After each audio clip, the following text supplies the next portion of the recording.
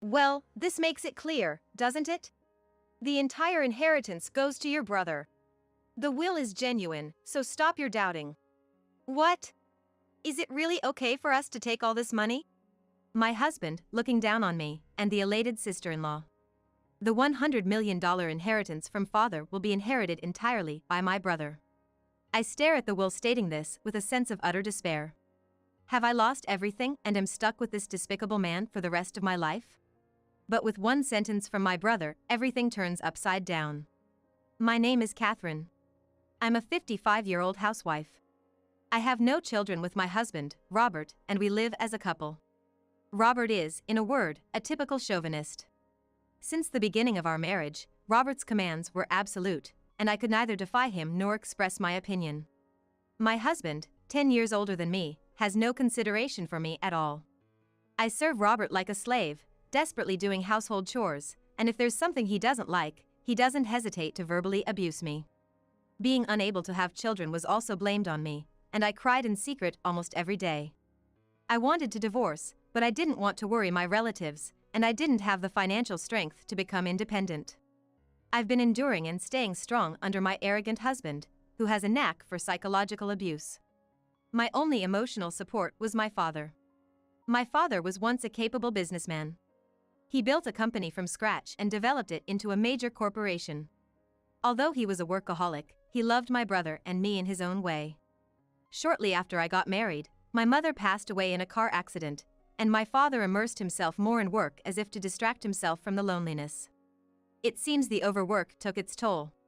My father had a stroke and was taken to the hospital. Fortunately, his life was not in danger, but he was left paralyzed on the left side. The price for working so recklessly was a massive inheritance. I persuaded my father to retire. I was worried about my father living alone, so I managed to persuade my husband, and we moved into my father's house. Once a workaholic, my father seemed to age rapidly upon retirement, showing signs of dementia, and in no time, he was bedridden and in need of nursing care. My physical and mental burdens increased dramatically. In addition to everyday housekeeping and taking care of Robert, I now had to take care of my father with dementia. Sometimes my father would lay quietly, but other times he would shout and thrash around in the middle of the night, or he would wander out of the house. I was constantly exhausted due to lack of sleep, stress, and endless hard work. Although my father was often dazed, there were times when he was clear-minded. At such times, we could have a peaceful conversation like the old times. My father often thanked me and smiled sadly, saying, "I want to leave you with as much as I can." My father passed away. This happened 3 years after I started taking care of him. Although I was relieved from the burden of care, the loss of my father, my only emotional support, left me with an enormous sense of loss and loneliness. My only hope was my father's inheritance. An inheritance of $100 million, even if split in half with my brother, would be $50 million. With that amount of money, I could finally break free from my devil-like husband. It was my only remaining hope in life. Then, a few days later, I was called by Robert and our eldest son's wife, Naomi, to discuss the inheritance. Naomi's husband, that is, my brother, has been working overseas for several years. He had returned home for the funeral but had just returned to his assignment yesterday. In place of my brother, his wife Naomi would also be present. "Your dad's will was found in the back of the drawer. It's good that it was ready for us and it wasn't sealed, so let's take a look right away." A will? I didn't know there was such a thing. I was providing care every day, but I never saw him writing a will. I wondered why my husband, who hardly cared for my father, knew about it. I had an uneasy feeling and a bad premonition. "Let's read it. All of my assets will be inherited by my eldest son, Ken. Dated April 1st, John Smith." That's it. I couldn't believe my ears. I had always thought that my father's estate would be equally divided between my brother and me.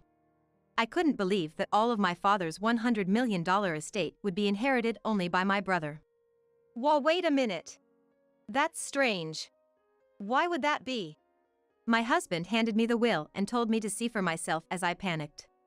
Indeed, it was written on the will, along with my father's signature.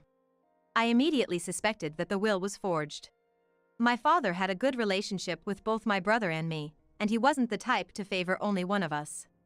But would my kind and straightforward brother really hoard the inheritance all to himself?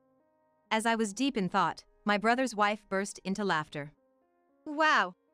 We get to keep all of his money? That feels kind of wrong. But if that's his wish, we have to respect it, right? I absolutely couldn't accept this. As I silently held the will, both my husband and my brother's wife glared at me. Hey, are you doubting this?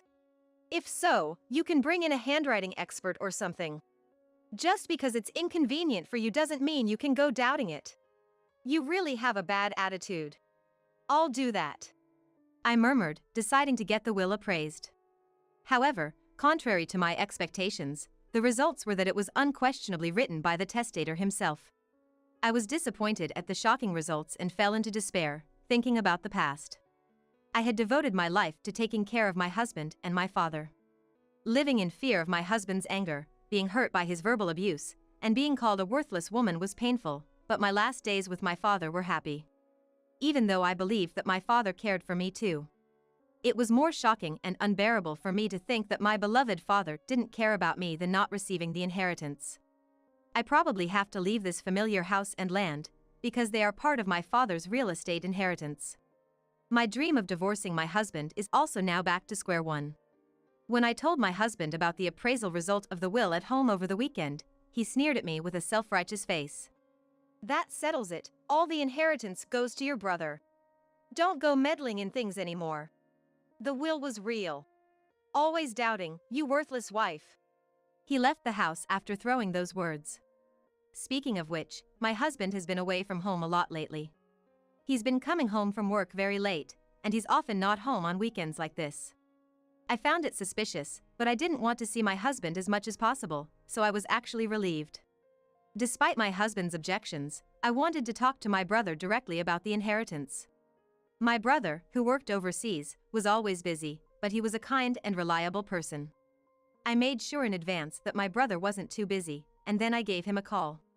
After some brief greetings, my brother again apologized for leaving the care of our father entirely to me and thanked me for handling the funeral and various procedures. Don't worry about it. By the way, Robert, about Dad's inheritance. Was it always decided that you would be the sole heir? I tried to ask casually. It was unbearable to think that maybe I wasn't loved by my father, but I wanted to talk about it properly. Huh? What do you mean? All of the inheritance goes to me? My brother sounded surprised. I thought Naomi had told him, but it seems he was hearing about it for the first time. But the will was genuine, so the result wouldn't change. I told my brother about what happened. I see. The handwriting on the will is Dad's and that was all it said, huh? Understood, I'll need some time to think. I'll get back to you. I'll tell Naomi not to proceed with anything until she hears from me. My brother said, ending the call. Intrigued yet patient, I waited for my brother's call. Days later, my brother contacted me. My brother had requested that I look into Naomi's suspicious activities by hiring a private investigator. He also advised me to claim my legitimate share from him. The legitimate share refers to the minimum portion of an inheritance that is guaranteed to an inheritor, and the amount varies based on your position in the family. In my case, I can claim dollar from my father's $25 million inheritance. Even with his will stating, all the inheritance should go to my brother, this legal provision would still allow me to inherit the $25 million. However, this did not sit well with my husband and my brother's wife. The decision has already been made. Don't mess it up now, they protested. However, there was more to my brother's advice. I'm not asking for the $25 million. All I want is this house, filled with memories of our father, and the land. The total estate is worth $100 million, but the real estate property is only worth $10 million. I'll cede all the rest of the inheritance to my brother. Still, the two of them continued to argue, so I continued. If this continues to escalate, I have been instructed by my brother to hire a lawyer to join the discussion. If it comes to that, I'm sure I'll inherit $25 million exactly. My husband and Naomi fell silent. Eventually, it seemed the two decided it was more profitable to settle for the $10 million worth of real estate. We finally agreed on the division of the inheritance. A few days later, I received the results of an investigation I had requested from a private investigator about Naomi. I immediately contacted my brother. After many twists and turns, the process of inheriting our father's estate was successfully completed. During the process, my brother Ken, from abroad, rushed to help. I inherited the family home and land, which was worth $10 million. My brother inherited the rest of the estate, which amounted to $90 million. Naomi and my husband were both in a good mood, with things progressing as they had hoped. After completing the inheritance proceedings, the four of us left the law office and returned to our father's house. While having a cup of tea in the living room, my brother began to speak, placing his smartphone on the table. "Well done, everyone. Now that we've successfully inherited Dad's estate, there's something I want to talk about," he said with a smile. With that, he pulled a document from his pocket and spread it out on the table. The faces of my husband and Naomi turned pale upon reading the content. "It's a will" was the title written on the document. At the end of it was my father's signature and stamp. The date was about 5 years ago. "This is a will that Dad entrusted to me when he was still working. It was created with 2 witnesses at a notary office. It's a legally valid will," my brother informed us. According to him, our father had drafted it before he had a stroke. His wife had already passed away, and in the event that something happened to him, he wanted to ensure his children would be properly provided for. The content of the will indicated that 1/4 of the total estate was to be left to Ken, who already had significant wealth, and 3/4 to Catherine, housewife. My father had made clear his intention not to change this will, and had explicitly stated in the will. If there's any change to this will, the reason for the change must be stated. Any will that does not include a reason for change is considered null and void. My father was really pushing himself at work. I think he was considering all sorts of things, like what would happen if he fell gravely ill or became senile. The estate was enormous, so he prepared early to prevent any conflicts among the remaining family members. My brother said, caressing the will. The will contained an addendum, stating, "I hope that there will be no conflicts over the inheritance and that the family will continue to live happily together." It was a will filled with my father's warm wishes for his family. I was touched to know that I was loved by my father just as much as my brother, and my heart swelled. On the other hand, my husband and Naomi next to me turned pale. "So, if you're going to change this will, the reason has to be stated, or else it's all null and void. Even if it's in my dad's handwriting. Maybe he was forced to write it when he was in a delirious state due to dementia." Suddenly, my husband slammed the table. With a ferocious expression, he glared at my brother and growled. "Hey, Ken, do you have any proof? Calling me a criminal. I never said you forged the will, did I, Robert?" He then looked at his wife, Naomi, sitting next to him. Naomi remained silent. I found it strange. Naomi informed me that my father had passed away and I was in the States for the funeral. After I returned abroad, apparently the topic of inheritance came up. But even though it concerned me, I wasn't informed of anything about it, my brother mentioned. He was looking at his wife, Naomi. Naomi still said nothing. "Quit your yapping. The inheritance is all settled, the $90 million is ours. It doesn't matter what you say now." "What do you mean by ours?" "The one who inherited is me," my brother countered calmly. "Shut up," my husband shouted back. The conversation was getting nowhere. "I'm not sure what you mean, but the $90 million I inherited are just worthless paper," my brother said calmly. "What?" my husband retorted, surprised. My brother explained patiently. Our father's estate was worth $100 million. All of the assets, apart from real estate, were stocks in our father's own company. Back when my father was running the company, everything was smooth sailing and the stocks were soaring. But after he stepped down, the company continued to run in the red, and it seemed to be on the verge of bankruptcy in the 3 years before he passed away. The stocks that once had a value exceeding $90 million was now virtually worthless pieces of paper. But that can't be possible, can it?" "It's the truth. I inherited knowing that. I plan on restructuring my father's company, and since it had nothing to do with you, I didn't bother telling you." My husband seems rattled and mumbles to himself. He can't seem to come to terms with reality. It was then that Naomi spoke up for the first time. "Hang on, just wait a minute. What do you mean by that? So you're saying I unknowingly inherited trash, while Catherine alone inherited $10 million? That's not fair. That's unfair." Beside the screaming Naomi, my brother sighed. Naomi. I inherited my father's estate.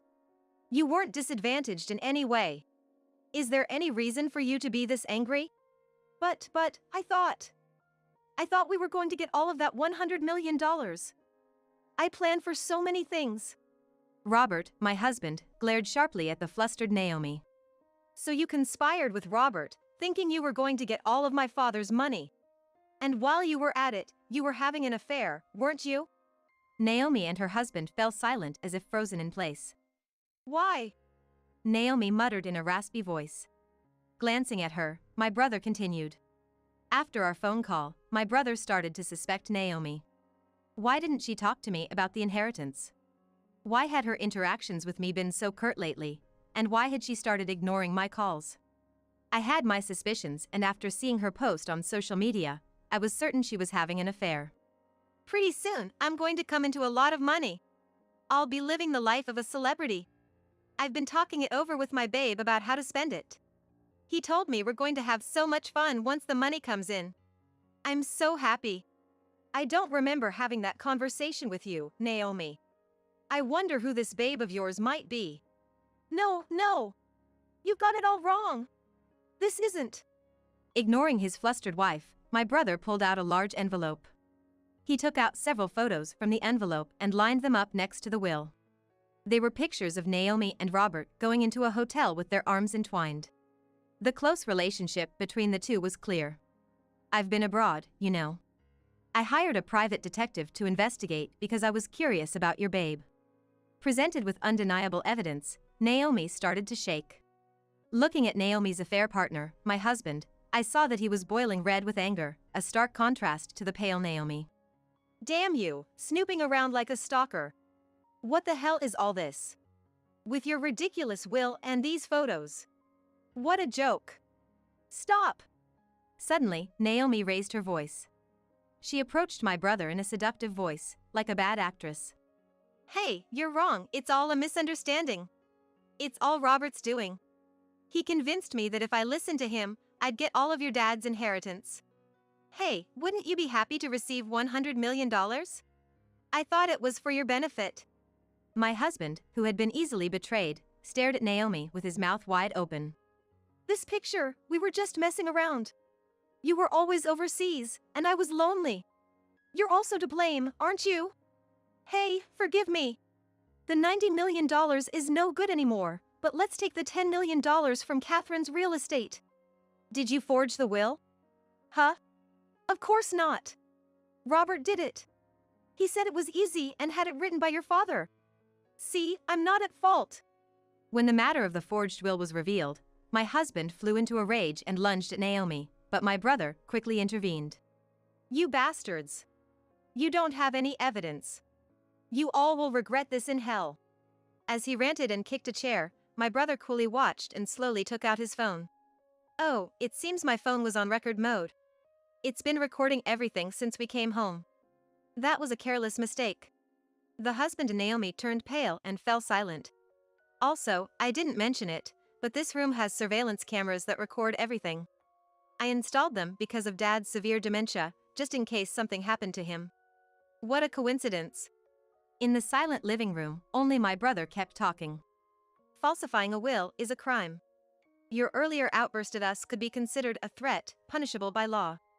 There's a police station nearby, and they would be here quickly if we report it. But then again, since the inheritance issue has been settled and if you swear not to touch Catherine's stuff in the future, maybe there's no need to report. What do you think? As he said this, my brother started operating his phone. I might as well send this voice recording to my computer overseas. Having been silently observing the exchange until now, I pulled out a document from my bag and thrust it at my husband. Robert, I want a divorce. Whoa, hold on, reconsider this.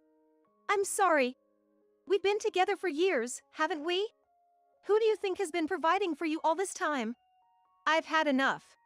Stop with the excuses and just agree to the divorce. If not, I'm calling the police. I clenched my smartphone with a look of grim determination. Robert drooped his shoulders and nodded. Naomi. Our relationship is over. Once I received the money, you were planning to take it and be with Ken, weren't you? I heard the records of your exchanges with Ken from a private investigator. Naomi hung her head, covering her face with her hands. Afterwards, both my brother and I got divorced. Following the divorce, Robert left the house. The inheritance that he thought he'd acquired was not only worthless, but Naomi also spilled the beans about the forgery of the will. Everything that happened in the living room was also fully recorded. Robert must have been livid, but there was nothing he could do about it. The surveillance camera in the living room was originally installed for my father's care, but it also served the purpose of collecting evidence of Robert's emotional abuse. Even if I acquired my father's inheritance, I was planning to submit it as evidence in a divorce trial if Robert refused to divorce. When I told my brother about this, he suggested we use that camera as well. After the divorce, Robert lost his job due to rumors of his affair spreading in the workplace. It seems his colleagues had spotted him going in and out of hotels with a woman who was not his wife. Robert's parents had already passed away, and with the loss of his job and home, he disappeared. I had been requesting a share of his assets, but I didn't want to be involved with Robert anymore, especially after having inherited some wealth. Naomi, the woman Robert cheated with, also lost everything just like him. She had been insisting, "I don't want to break up. Don't leave me," during the divorce proceedings with my brother Ken, but the divorce was finalized when solid evidence was presented at the mediation. Naomi had been splurging money while Robert was not around, and she was billed for all of it, leaving her penniless. Since she had not been working from the start, and like Robert, didn't have a home to return to, she's now scraping by in a dilapidated public housing project, living off welfare. My brother Ken is still working overseas, but he has put up the house where he lived with Naomi for sale, and he will be moving in with me in the house that our father left us. I've always lived frugally, but my life has become stable since my brother started contributing to the living expenses. The value of the land my father left me has been increasing year by year, and now it's easily worth over $100 million. I've been freed from caring for my dad and from the emotional abuse from my husband, and now I'm living a relaxed life. With time to myself and now living alone in a large house, I started to think about how I could utilize it. Around that time, I saw a TV program about foreign exchange students doing homestays, and I thought, that's it. I decided to start a room rental service in my spare rooms.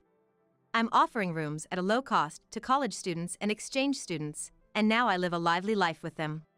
We all eat meals together, play games, and help each other with assignments. We live together happily, almost like a family. On other days when I have some free time, I also do activities like reading storybooks at the local public library. I don't have any children of my own, and my husband and I had grown apart. After losing my beloved father, I was always worried about how lonely I would be, but now my days are unbelievably lively and vibrant. Even at my age, it's so rewarding to connect with young people and make even a small contribution to society. There have been many things in my life that were so hard, I wanted to run away. But now, I'm loosely connected with my brother, my roommates, and people in my community, and I'm living fulfilling days. Every day, I savor the modest happiness I've finally achieved.